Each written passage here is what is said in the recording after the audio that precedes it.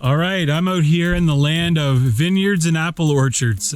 I'm in Saint Croix out in the valley, and me and the family are about to check out the Saint Croix Falls. It's in Ben's book on page 77. It's only 150 meters in. It says it's kid friendly and it's on private land, so I'm not going to give you the exact directions to get in, where it is private property, but you can find it in the book yourself. We're going to be respectful and make sure that we leave no trace that we were here. We're going to walk in and see the falls. Oh, careful, please. I did it though. Still got it. Okay, so just off of where we parked the car, there's a muddy path that goes uphill. We're following that. It's supposed to be a pretty quick little walk into the base of the fall. Okay, so the path off of where we parked is the wrong way. We started going uphill. My crew got a little ahead of me. I didn't have a chance to look at the map, and they headed off in the wrong direction. So we're making our way back down, and we're gonna find the trail in the correct direction.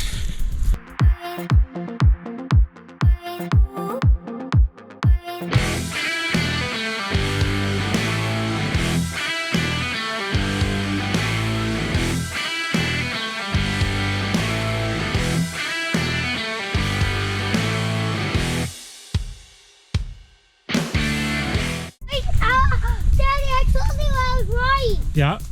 All right, so just off the side of the road, there's a narrow little path. You could easily walk right on by it. Go ahead, pal.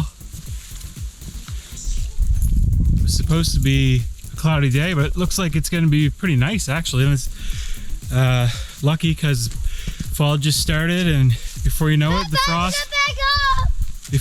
frost, the cold air will be here. So I'm going to follow this little path and see where we go.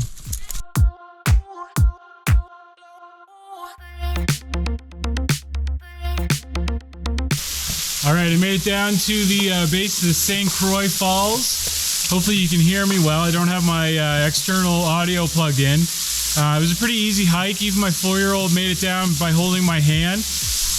There's not much water flowing. Maybe I'll have to come back during the wet season and check it out because it's pretty easy, and I'd like to see it with more water flowing, but it's a beautiful little spot. I'm going to stick the camera in and see if there's any fish because it's a pretty deep pool. Then I'm gonna hike out of here and I'm gonna see if I can find a spot to fly the drone, get some nice shots of the valley before we drive home.